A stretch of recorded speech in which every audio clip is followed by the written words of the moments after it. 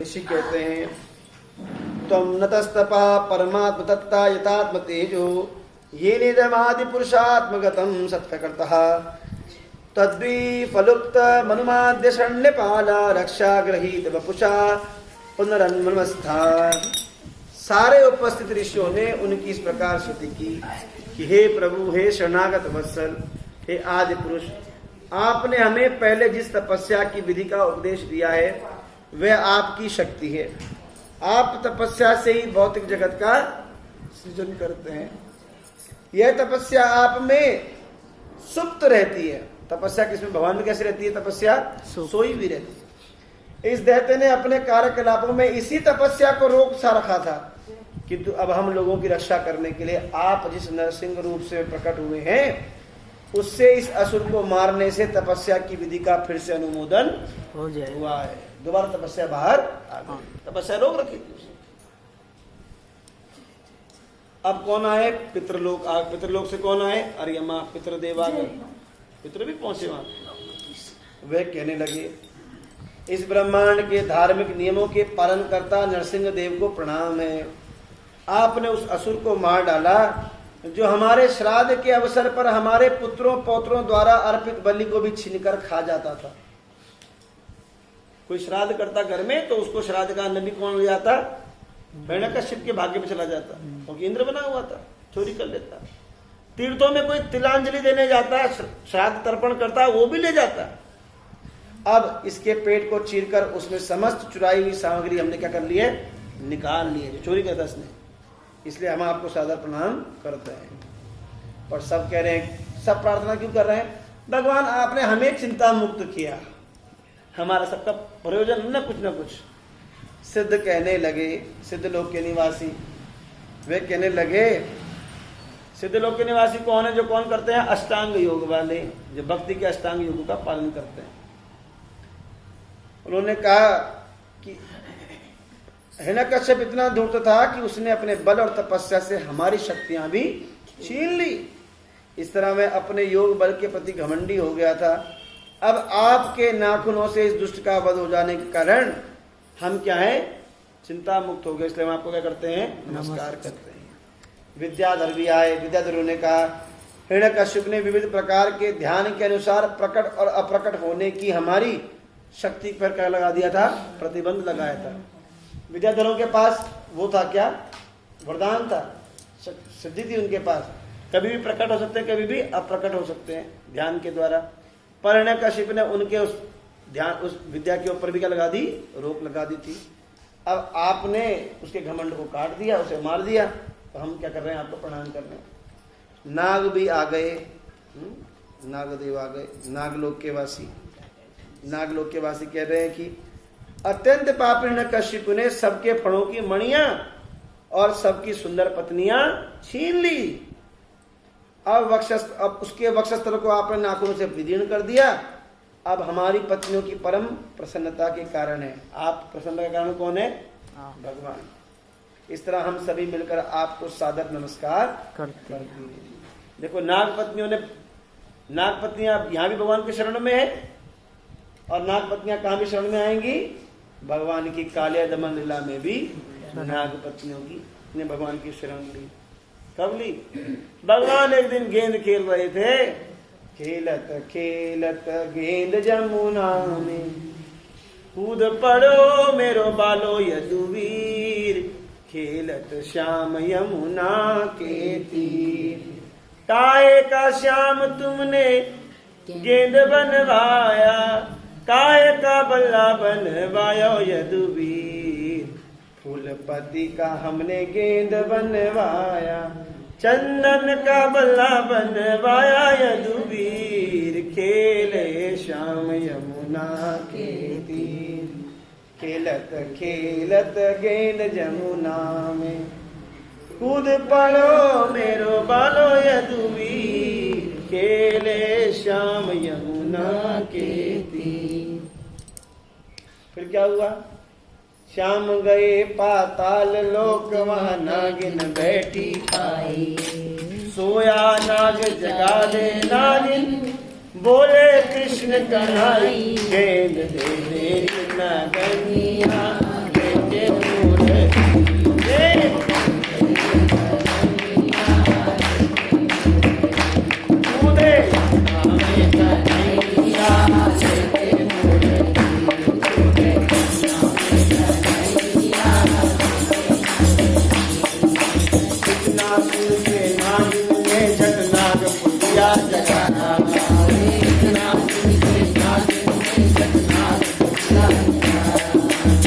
कहीं पुकार बदन में पाया लिपट शीश से आया कहीं पुकार बदन में पाया लिपट शीश से आया काले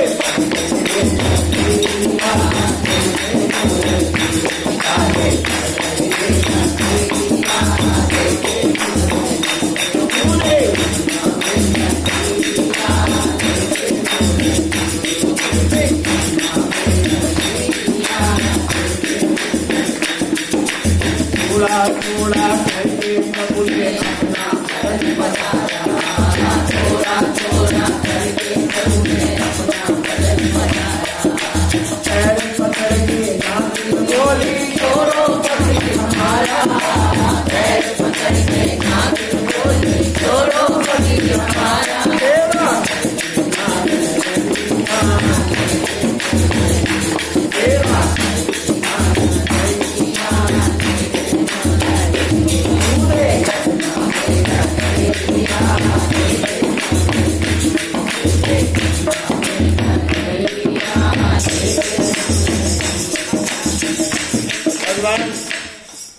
गेंद वापिस ले ली। नाग को जब मारने लगे तो नागिनों ने कहा कि हमें विधवा क्यों बनाते हो, हम विधवा हो जाएंगी, प्रभु से क्षमा कर दो। भगवान ने कहा इसका बड़ा घमंड था, निकल जा यहाँ से। कहाँ से? यमुना से निकल जा, रमणा दिख पर चले जा, वहां तुझे कोई भय नहीं रहेगा। मेरी यमुना को क्या कर दे, खाली कर दे। यमुना का जल कैसा विषैला कर दिया था उसने, कालिया ने रहकर। ऐसे ही नाग पत्नियों को कौन ले गया था? हिरण्यकशिपु ले गया था। अब नाग बोल रहे हैं हमारी पत्नियां बड़ी प्रसन्न हैं आपकी सेवा करके, क्योंकि आपने उन्हें चंगुल से छुड़ा दिया। ऐसे कृतज्ञता हम लोग कृतज्ञ हो जाते हैं। भगवान नहीं, नरसिंह भगवान ने मेरे को छुड़ाया था ना नाग पत्नियों को, और कालिया जब काले की पत्नी बन गई तो भूल गई भगवान के स्वरूप को। भगवान ने एक फटकार लगाई तब अकल आई। हम भी भगवान के कभी भक्त रहे होंगे, भगवान ने पता नहीं कितनी बारी हमें बचाया ऐसे, पर हम क्या कर रहे हैं, हम भी भूल जाते हैं। फिर भगवान जिस दिन थप्पड़ मारेंगे खिंचा के, तब अकल आएगी कि नहीं आएगी ये भी गारंटी नहीं है। इसलिए पहले भगवान थप्पड़ मारे, उससे पहले ही भगवान को अपना स्वामी स्वीकार कर लें कि हे ठाकुर जी, हम इतनी खोपड़ी के अंदर अब अकल नहीं बची कि उस थप्पड़ से भी समझ पाएंगे। जब तक खोपड़ी बची हुई है तब तक ही कह देते हैं तन मन धन यह जीवन सब कुछ है तेरा, तेरा तुझको हर कण क्या लागे मेरा। ओम जय जगदीश। ये केवल गाने गाने के लिए नहीं होती, उतारने के लिए भी होती है खोपड़ी में। आप तो गाते हैं सुबह शाम, भक्ति नहीं आ रही। अरे जो गा रहे हैं उसे अमल भी तो करना है। जब कहा तन मन धन सब कुछ ठाकुर जी का है, तो क्यों कहते मेरा मन नहीं है जाने का,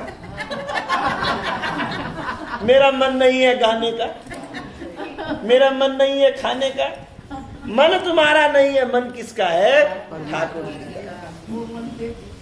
हम भगवान की कठपुतलियां हैं, जैसे ठाकुर जी ने चाहेंगे नाचना पड़ेगा। फिर तन किसका है? ठाकुर जी का। मैं तो नहीं जाऊंगा मंदिर, मैं तो नहीं जा रही, बारिश हो रही है, कथा में घर में बैठ जाऊंगी। तन किसका है? ठाकुर जी। मैं क्यों दूं पैसे ठाकुर जी की सेवा के लिए? धन किसका? ठाकुर जी का। जब सुबह शाम कह रहे हो तन मन धन सब कुछ है तेरा, तेरा तुझको अर्पण जब कर दिया तो मेरा क्या बचा उसमें? जो कुछ भी है सब किसका है? ठाकुर जी का। ये भावना जब तक नहीं आएगी तो कितनी बारी भी गालो तन मन धन सब कुछ है तेरा, बाद में बोलते हैं सब कुछ है मेरा। मेरा नहीं, सब किसका है? ठाकुर जी का। तो दिए वस्तु गोविंदम तुभ्यम प्रति समर्पित। हे गोविंद, तुम्हारी वस्तु तुम्हें अर्पित कर रहे हैं। जो सब संपत्ति ठाकुर जी की है, तो भगवान की ही वस्तु भगवान को दे रहे हैं। ये फूल मेरी बस की है बनाना? कोई है यहाँ पे जो फूल पैदा कर सकता है ऐसा? नहीं।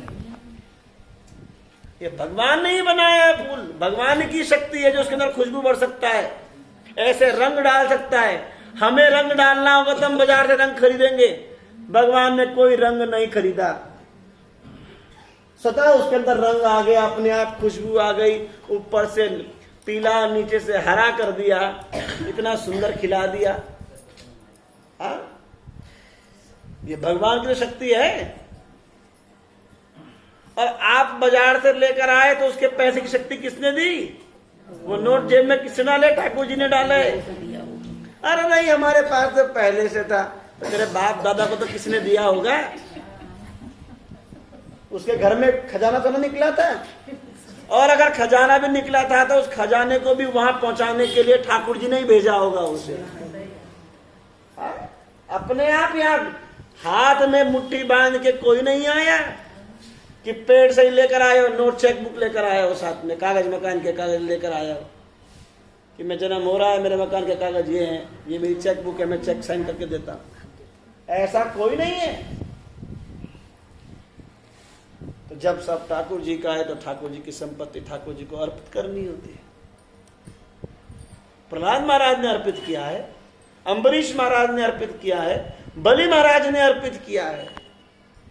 बलि ने सोचा था कि ब्राह्मण के रूप में अगर भगवान भी आए तो क्या हुआ, 3 पगी तो लेंगे, बाकी तो बच जाएगा, बाकी तो बच जाएगा। ऐसी भावना से नहीं कि मेरे लिए बचे, भावना ये करनी चाहिए ठाकुर जी आपके लिए कमी ना पड़े। क्योंकि हम एक बाप कभी नहीं सोचता कि उसके बच्चे के लिए कमी पड़े। बाप जो भी कमाता है, बनाता है, वो बेशक पिताजी का नाम लगा होता है दरवाजे पर उस पर अधिकार किसका होता है? पुत्र का ही होता है, सतपुत्र का ही अधिकार होता है उसके। तो पुत्र अगर कमा के पिताजी को दे देगा तो वो कमाई पिताजी अपने पे उड़ाएंगे क्या? कभी नहीं उड़ाता पिता अपने ऊपर। वो तो उसको बैंक में रख देगा कि मेरे बेटे ने कमाई दी, उसको देनी है वापस कभी ना कभी, तो है वो उसे संभाल के रख देगा, सेव कर देगा कहीं कहीं। वो ऐसे हम नहीं सोच पाएंगे पिता बाप 6 जगह संभाल के रख देगा उसको। तो ऐसे ही ये पिता है, इसको जो कुछ भी दोगे ये एक एक रत्ती का हिसाब 100 रत्ती बना कर देगा। द्रौपदी ने तो केवल अपनी साड़ी की चीर बांधी थी केवल कृष्ण के हाथ में, भगवान ने तो वसन रूप भय श्याम ढेर लगा।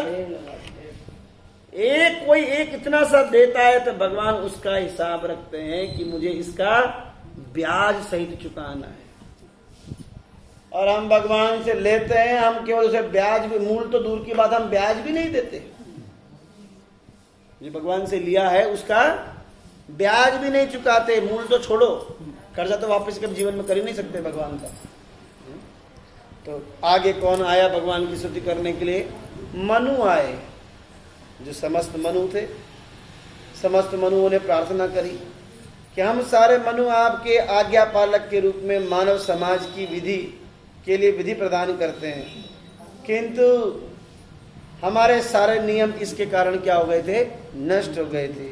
हे नाथ, इस असुर का वध हो गया, कृपया इन शाश्वत दासों को आज्ञा दें कि अब वे क्या करें। प्रजापति भी आए। प्रजापतियों ने कहा कि हे ब्रह्मा शिव के पूज्य प्रभु, हम सारे प्रजापति आपके द्वारा दी गई आज्ञा का पालन करके उत्पन्न किए गए थे, किंतु हिरण्यकशिपु ने हमें और उत्तम संतान उत्पन्न करने से रोक दिया था। प्रजा नहीं बढ़ पा रही थी।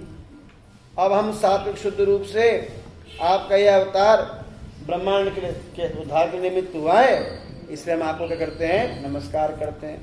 इस प्रकार गंधर्वों ने, चारणों ने, यक्षों ने, किम पुरुषों ने, वैतालिकाओं ने, किन्नरों ने और विष्णु पार्षदों ने भी भगवान की उपासना स्तुति। विष्णु दूतों ने क्या कहा? उन्होंने कहा, हे स्वामी, हे शरणदाता, आज हमने आपके इस अलौकिक रूप का दर्शन किया। इस रूप का दर्शन तो कभी उस लोक में कभी किया ही नहीं। भगवान के साथ रोज रहते थे, इतने सालों से, युगों से रह रहे हैं, ऐसा रूप दर्शन कभी नहीं किया था। तो आज दर्शन किया, जो समस्त जगत में सौभाग्य लाने वाला है। हे भगवान, हम यह समझते हैं कि हिरण्यकश्यप आपकी सेवा में रत रहने वाला जय ही था। कौन था? जय था। किंतु उसे ब्राह्मणों ने श्राप दे दिया था, जिससे उसे असुर का शरीर प्राप्त हुआ था।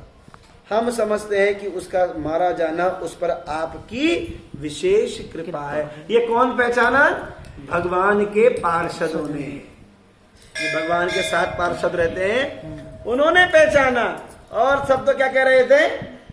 आपने अच्छा किया, उसे मार दिया, अब हम चिंता मुक्त हो गए।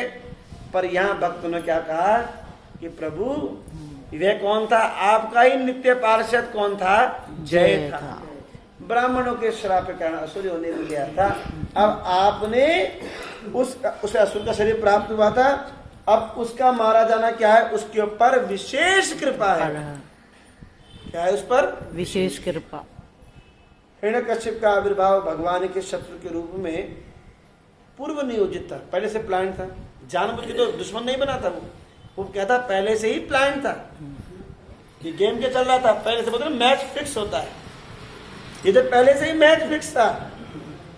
जब ब्राह्मणों ने श्राप दिया कि तुम असुर योनि में चले जाओ, तो मैच फिक्स हो गया।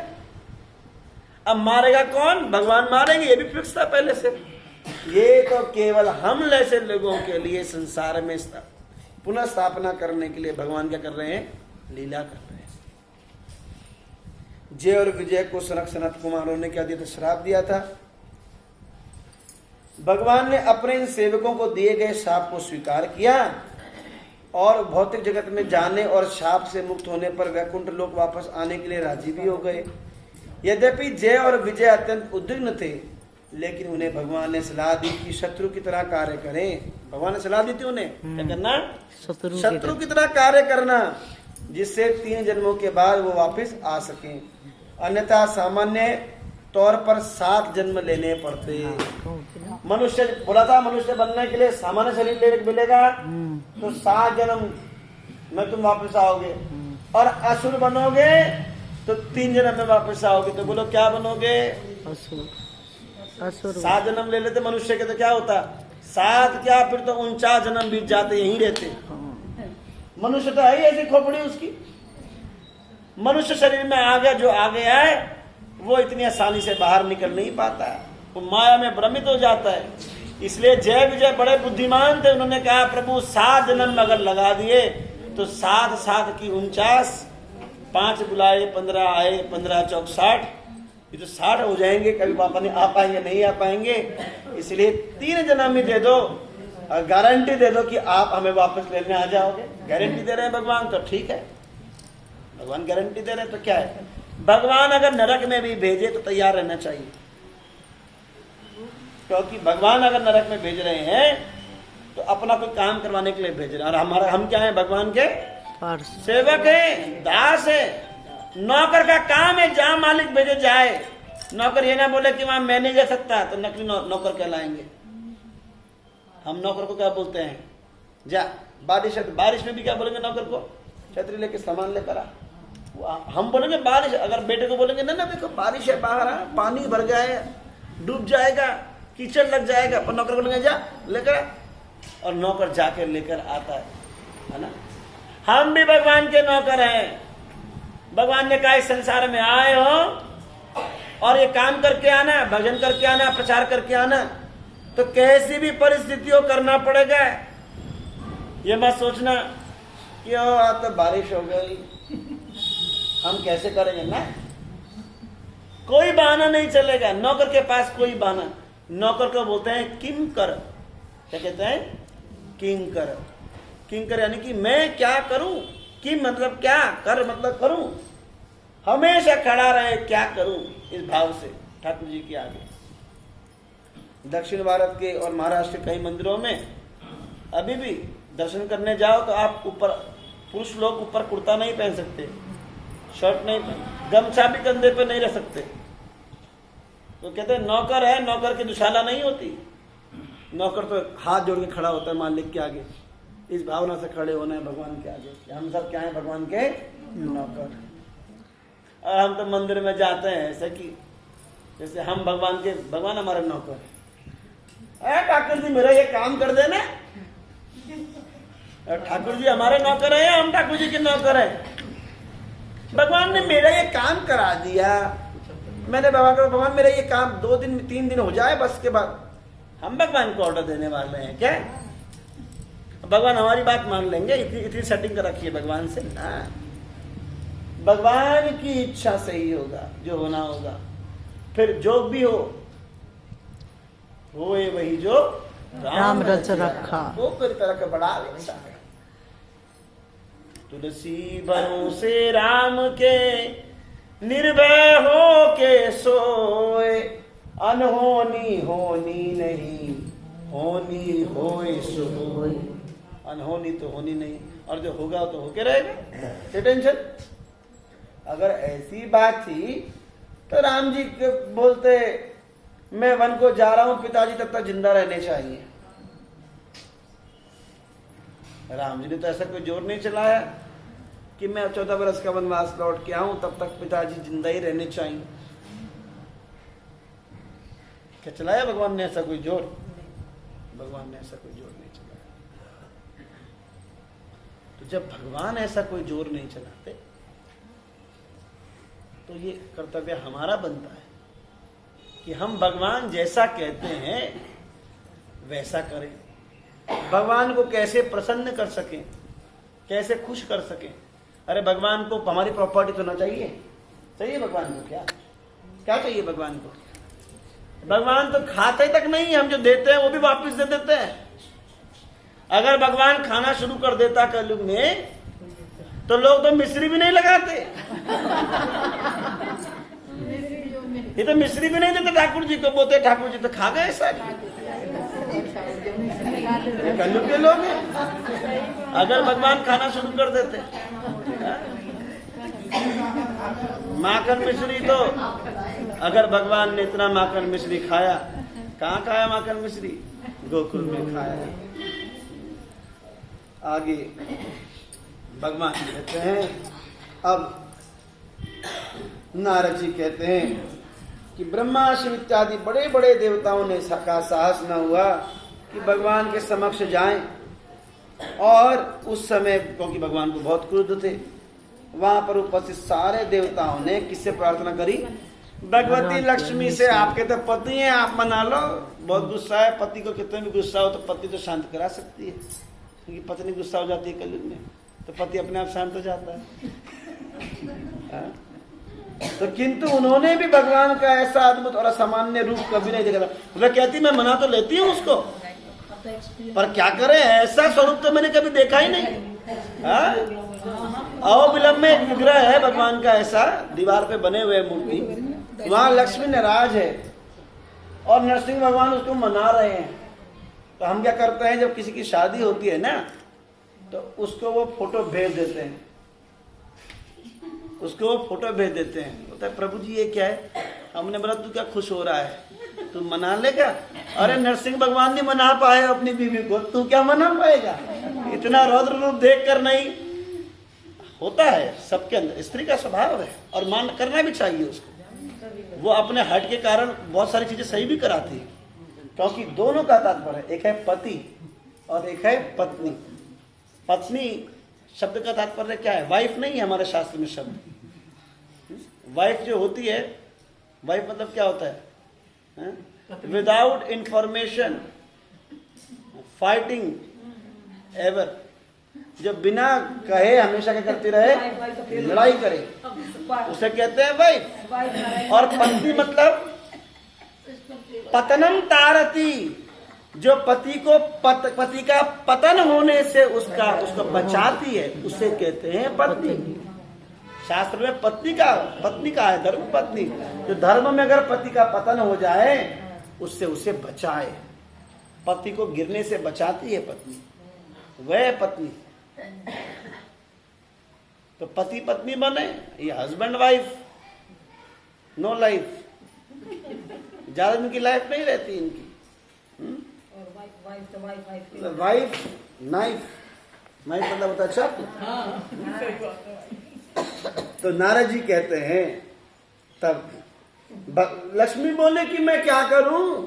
ये लक्ष्मी नहीं बोली, भगवान की लक्ष्मी। और लक्ष्मी बोले कि मैंने तो अपने पति का स्वरूप कभी ऐसा देखा ही नहीं, मैं गुस्सा हो जाती हूँ पर वो कभी गुस्सा नहीं होते थे। पर भैया ये तो आज एक दिन में ऐसा गुस्सा हो गया। जो कभी कभी गुस्सा होता है खतरनाक होता है। भगवान को हमेशा कभी कभी गुस्सा हमेशा नहीं आता, कभी कभी आया है तो बहुत कभी कभी गुस्सा तो बहुत खतरनाक है। मेरे पास उनके पास जाने की शक्ति नहीं है, मुझे खुद डर लग रहा है। तब ब्रह्मा जी के पास खड़े प्रहलाद से अनुरोध किया, नारद जी ने, हे पुत्र, नरसिंहदेव भगवान तुम्हारे आसुरी पिता पर विरुद्ध थे, इसलिए तुम आगे जाकर भगवान को शांत करो। जिसके लिए अवतार हुआ है वो तो शांत। नारद मुनि ने कहा कि हे राजन, यद्यपि महान भक्त प्रहलाद महाराज केवल छोटे से बालक थे, लेकिन उन्होंने ब्रह्मा की बातें मानकर धीरे धीरे नरसिंह की ओर बढ़े और हाथ जोड़कर पृथ्वी पर गिरकर उन्हें सबसे पहले क्या कर दिया, प्रणाम कर दिया। तरीका होता है भक्त का, सबसे पहले क्या करना चाहिए, भगवान को आके सबसे दंडवत करना चाहिए। दंड मतलब यानी कि डंडा जैसे फड़क से गिरता है, ऐसे ही भगवान के सामने गिर जाना चाहिए, पूरा दंडवत प्रणाम करना चाहिए। पर माताओं को दंडवत प्रणाम नहीं करना चाहिए, माताओं को पंचांग प्रणाम करना चाहिए, 5 अंगों से। आप पूरा लेट कर प्रणाम नहीं करना चाहिए कभी भी। माताओं को हमेशा घुटनों के बल झुककर प्रणाम कर सकती है, बस पूरे शरीर लेट कर प्रणाम नहीं करना चाहिए। इसे पंचांग प्रणाम कहते हैं। 5 अंग जब शरीर के 5 अंग जो हैं वो किस पे छूने चाहिए, धरती को छूने चाहिए। और पुरुषों को चाहिए कि 8 अंग जो है वो शरीर को छूने चाहिए, अष्टांग और पंचांग। तो पैर, घुटने और माथा जब झुकाते हैं तो क्या होगा, पैर, घुटना, पैर तो हमेशा जमीन में रहते हैं हमारे, तो पैर, घुटने, माथा, ऐसे हाथ प्रणाम करते हैं, माथा जमीन में लगता है, तो ये होता है क्या, पंचांग प्रणाम का। और अष्टांग प्रणाम में छाती, पेट, दोनों कंधे ये भी जमीन पे लगते हैं, उसे कहते हैं अष्टांग प्रणाम या साष्टांग प्रणाम। तो माताओं के लिए, स्त्रियों के लिए है नहीं कि वो केवल पंचांग प्रणाम करो, शास्त्र में वो है कि वो उसका पंचांग प्रणाम भी अष्टांग प्रणाम से ऊपर है। तो जैसे ही जब नरसिंहदेव ने देखा कि छोटे से बालक प्रहलाद महाराज ने क्या किया, साष्टांग प्रणाम किया, तो वे अपने भक्त के प्रति अत्यधिक भाव विभोर हो उठे। प्रहलाद को उठाते ही उन्होंने अपना कर कमल उस बालक के सिर पे रख दिया। उनका हाथ उनके समस्त भक्तों को सदैव क्या देता है, अभय प्रदान करता है। अब देखो, जिस हाथ से उसके बाप को फाड़ा है, वो हाथ से, एक हाथ से भय दिया किसको, हिरण्यकशिप को, और उसी हाथ से अभय, भय मुक्त कर रहे हैं किसको, प्रहलाद को। एक ही भगवान है ना, पर उसके कृपा करने का क्या है, तरीका क्या है, अलग अलग हो गया। आगे कहते हैं कि भगवान नरसिंह प्रहलाद का सिर स्पर्श करने से प्रहलाद के समस्त भौतिक कल्मश और इच्छाएं पूर्णतया धुल गई। अगर मन में कोई इच्छा थी तो वो भी क्या हो गई, सब धुल गई। ऐसा भगवान ने कब किया था, इच्छाएं किसकी खत्म कर दी थी, ध्रुव महाराज की। जब 6 वर्ष के ध्रुव महाराज ने भगवान ध्यान करके भगवान को प्राप्त कर लिया, तपस्या करके, कौन आए, श्री नारायण उसके सामने प्रकट हुए ध्रुव के सामने। तो भगवान सबसे आंखें बंद थी ध्रुव महाराज की, तो भगवान ने क्या किया, सबसे पहले शंख उसके गाल पर छुआया। और क्या हुआ, शंख छुआते ही, शंख के छूते ही वह सारी कामनाओं से मुक्त हो गया। जो उसके मन में कामनाएं थी, क्या कामना थी, कि बाप की गोद में बैठूंगा, अगला जन्म लूंगा, किसके गर्भ से, सुरुचि के गर्भ से जन्म लूंगा और बाप की गोद में बैठूंगा, वह कामना खत्म हो गई। ऐसे ही भगवान जिसको स्पर्श कर देते हैं, भगवान ने स्पर्श कर दिया किसका, प्रहलाद महाराज सिर पे हाथ लगाया, सिर पे हाथ रखते सारे कलमश नष्ट, सारी कामनाएं भी नष्ट हो गई। इसलिए दिव्य पद को ही प्राप्त हो गया, उसी समय दिव्य पद को प्राप्त हो गया। क्यों, क्या दिव्य पद को, अरे भगवान जिसके ऊपर हाथ रख देगा उसके लिए संसार का पद क्या करेगा, उसको तो दिव्य पद वैसे ही प्राप्त हो गया। भगवान का हाथ हर किसी को तो ना मिलता है। उनके शरीर में आनंद के सारे लक्षण प्रकट हो गए। क्योंकि हाथ किसी ऐसे वैसे आदमी का नहीं था भाई। उनका हृदय प्रेम से पूरित हो उठा, उनकी आंखों में आंसू आ गए और उन्होंने अपने हृदय में भगवान के चरण कमलों को बंदी बना लिया। भगवान के चरण कमलों को अपने हृदय में प्रहलाद महाराज ने बंदी बना लिया। आप बांध दिया भगवान के चरण कमलों को, कहीं जाने नहीं दूंगा चरण कमलों को यहां से उधर से। हमने बनाया है कभी? हमने अपने हृदय में किसको बंदी बनाया है? संसार को बंदी बनाया है। हमने माया को बांध रखा है और ठाकुर जी के चरणों को नहीं बांधा।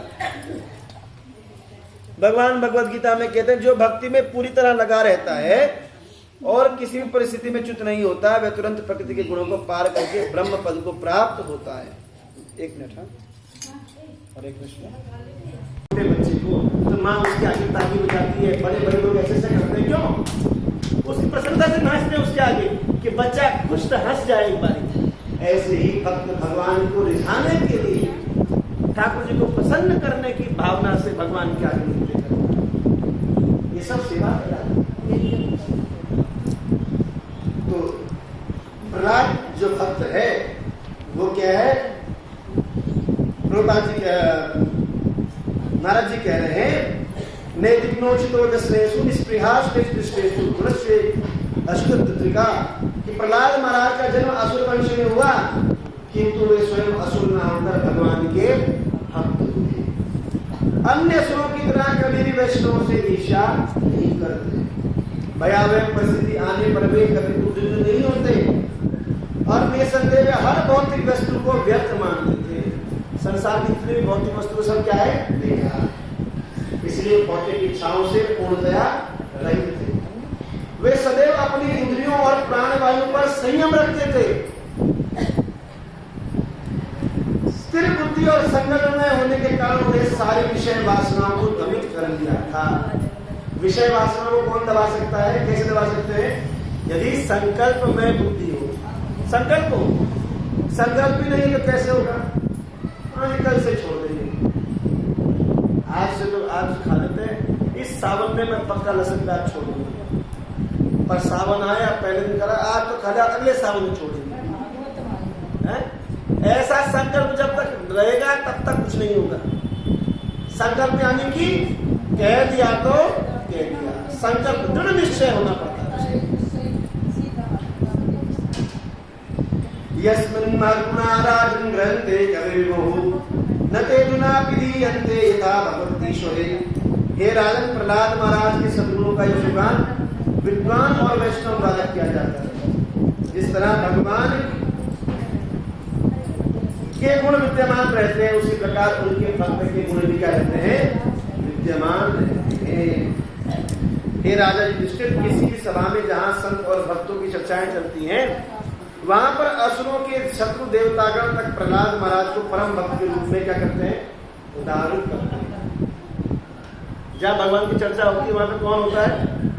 प्रहलाद महाराज होते हैं आप लोग उपस्थित हमेशा। और भक्त लोग असुरों के पुत्र की चर्चा करते हैं। असुरों का पुत्र है पर चर्चा कौन कर रहा है? उनकी भक्त लोग कर रहे हैं। हो सकता है नहीं, ब्राह्मण के बच्चे भक्ति कर सकते हैं ना। कोई भी हो, किसी भी कुल में हो, किसी भी जाति में हो, किसी भी लिंग में हो, पुरुष हो, स्त्री हो, बच्चा हो, बूढ़ा हो, भक्ति करने का अधिकार सबको। और यहाँ पर कहते भला ऐसा कौन है जो प्रहलाद के असंख्य दिव्य गुणों का नाम गिना सके। उनको वासुदेव भगवान श्री कृष्ण में अविचल श्रद्धा और अनन्य भक्ति थी। भगवान कृष्ण के प्रति उनकी अनुरक्ति भक्ति के कारण स्वाभाविक थी। यद्यपि उनके सद्गुणों की गणना नहीं की जा सकती, किंतु उनसे सिद्ध होता है कि वो क्या थे? महात्मा थे। प्रहलाद महाराज क्या थे? महात्मा। दशावतार के स्तोत्र में जयदेव गोस्वामी का लिखते हैं केशवधृता नरहरि रूप जय जगदीश हरे, जय जगदीश हरे। केशवधृत नरहरि रूप, केशव ने किसका रूप रखा? तो प्रहलाद महाराज नरसिंह भगवान के भक्त थे, जो कौन थे? स्वयं कृष्ण थे। नरसिंह भगवान कौन है? स्वयं कृष्ण। इसलिए वासुदेव शब्द आया है। क्या आया है? वासुदेव। वासुदेव यानी कि केशव, केशव यानी कि कृष्ण, कृष्ण यानी कि नरसिंह। इनमें कोई अंतर? सतयुग में नरसिंह वहे, त्रेता में श्री राम, द्वापर में श्री कृष्ण भये, कलयुग में गौरांग। वो कलयुग में क्या बनकर आए? चैतन्य महाप्रभु बनकर आए। वही वसुदेव के पुत्र कृष्ण का महान भक्त महात्मा होता है। बहुनाम जन्मनामन्ते ज्ञानवान माम प्रपद्यते, वासुदेवा सर्वमिति स महात्मा सुदुर्लभ। जो वासुदेव का भक्त है वही क्या है? महात्मा है। और ऐसा महात्मा मिल पाना क्या है?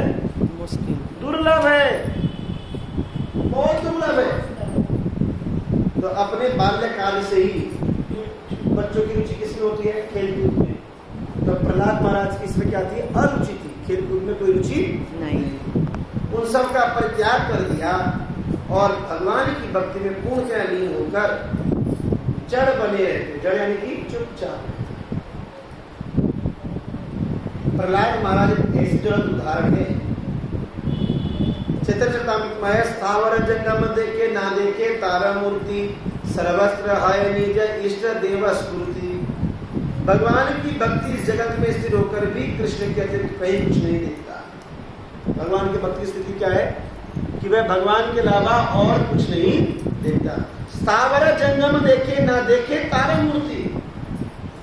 स्थावर यानी कि जो क्या है? फिक्स है, जो हिलते डुलते कहीं चल नहीं सकती है। और जंगम यानी कि जो चलते रहते हैं। और ना देखे तारा मूर्ति। भक्त क्या देखता है? उनको वैसे नहीं देखता जैसे वो दिखते हैं। सर्वत्र होए निज इष्ट देव स्फूर्ति। सर्वत्र किसका स्मरण करता है? अपने इष्ट का स्मरण करता है। कैसे? चैतन्य महाप्रभु जब गंगा को देखते हैं नवद्वीप में, तो गंगा वहां पे कैसे श्याम वर्ण की हो जाती है, तो गंगा जी में कूद जाते हैं। हाय यमुने करते हुए मेरे श्याम सुंदर कहाँ है? कूद के गंगा जी में डूब जाते हैं। मछुआरे पकड़ पकड़ के निकालते हैं। जहाँ चातक पर्वत चटक पर्वत दिखते, उसे लेके किसका स्मरण करते? गिरिराज गोवर्धन का स्मरण करते। तो भक्त को चाहिए वे जहां भी जाए, हाँ क्या करे? किसका स्मरण करे? भगवान का स्मरण करे। कदम का वृक्ष दिखे तो क्या सोचे? ये ठाकुर जी का वृक्ष है। कदम का रंग किसका रंग होता है? ठाकुर जी का। आपको पसंद है कदम का वृक्ष? क्योंकि कदम का वृक्ष गोरा होता है, सफेद होता है। और राधा रानी का रंग कैसा है? गोरा है। इसलिए कदम का वृक्ष ठाकुर जी को प्रिय है। राधा रानी को तमाल का वृक्ष पसंद है, क्योंकि तमाल का रंग काला होता है, श्याम वर्ण होता है। इसलिए राधा रानी तमाल वृक्ष के पास जाती। जो भी वस्तु हमारे ब्रज में कई लोग राधा कुंड का तिलक लगाते हैं। राधा कुंड की जो मिट्टी है काले रंग, उस काली मिट्टी निकलती है, उसका तिलक लगाते हैं। किसने? आचार्य ने बताया कि आप उसका बोला ये श्याम वर्ण है, ये राधा रानी को अत्यंत प्रिय है। ये तिलक लगाकर भी राधा रानी प्रसन्न, हम तिलक लगाते हैं तो राधा रानी की प्रसन्नता के लिए लगा, राधा रानी खुश हो जाती है देखकर मेरे श्याम सुंदर के रंग का तिलक है, इसलिए प्रसन्न हो जाती है। इसलिए भक्त जो कुछ भी करता है भगवान की प्रसन्नता, तब जाके क्या कहलाता है? लोग स्थावर जंगम में देखे ना देखे तारा मूर्ति, सब में अपने इष्ट का स्मरण करता है। उसके बाद अगर कहां जाओ, समुद्र देखो तो क्या स्मरण करना चाहिए? क्या सोचना चाहिए? भगवान का कहते हैं मैं जब उसमें क्या, जल के स्तोत्र में क्या हूं मैं? समुद्र हूं। अगर मैं देखना चाहता है, मुझे जल स्तोत्र में देखना चाहता तो मैं क्या हूं? समुद्र हूं। साक्षात समुद्र नारायण है। सूर्य को देख के साक्षात सूर्य नारायण। वृक्षों को देखो तो देखो भगवान की विभूति है, हम तो बना सकते हैं। फूलों को देखकर भगवान की सुंदर कृति है। मनुष्य को देखे कोई सुंदर देखे तो भला भगवान ने एक कृति इतनी सुंदर बनाई है तो वो कितना सुंदर है, सोचो उसकी कृति सोचो। इस प्रकार प्रत्येक जीव में, प्रत्येक वस्तु में भगवान की ही भावना करता है। प्रहलाद महाराज प्रमाणित महाभागवत है। कैसे महाभागवत है? प्रमाणित